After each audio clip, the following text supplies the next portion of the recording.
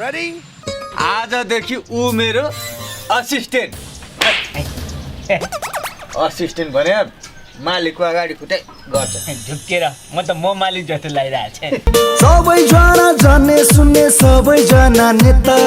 राजनैतिक भ्रष्टाचार मौलाइरहेछ देश के बा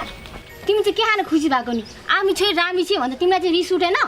रिस त उठेको थियो नि भित्र भित्र के गर्नु 100 कडा 10 बडा एकैचोटि 2 ब्याजमा झार्दियो खुसी मनाउनु पर्यो नेपाली हो नि अलिक हप्ते पछि सर्लाक गर्नु छैन ठाडो भरे छेडा पुगेछ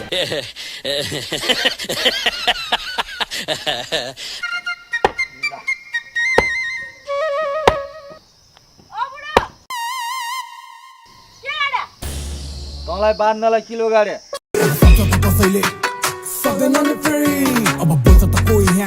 मलाई त तिम्रो अनुहार पनि हेर्न मन छैन अब अनुहार हेर्न मन छैन अरे ठिकै छ नि त उसो भने अनुहार नहेर यता हेर नि त ढाड हेर ल ढाड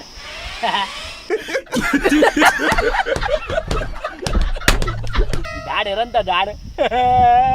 ढाडमा हेरेर के गरे ढाड हेर भन्दै गरेर के गरेको तिमीले के जिस्केर हाँस्यो भन्यौ नि त रुँदै हाँस्ने कोसिस गरे त्यति राम्रो हुँदैन रहेछ साग खाएर हाते ढिलो हुने भयो आहा हस्पिटल किन खोल्नु पर्यो सबै साग खुवाइदिए भइगयो नि घरै पिँडालु बनै पिँडालु ससुराले गयो 12 हात पिँडालु भने थियो बिहानै साग खाछ अब बेलुका पनि सागै खाने हैन त दाँती हरियो होला जस्तो भइसक्यो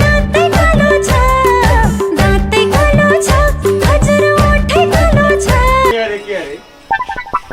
बल्छी दाइले झिक्दिनु भएको नि के खानु मस्किया त्यो खबटेको नाम लिएर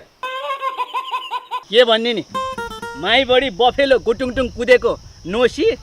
डिस बडी जुम्रा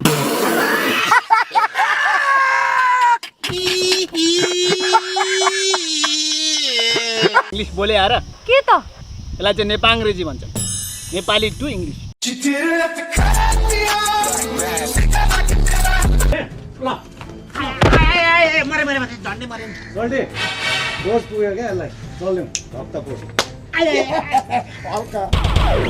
हल्का रमाइलो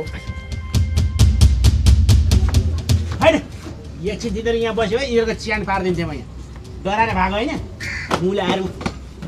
सिग्नल लास् न के गरेर ढालिदिन्छु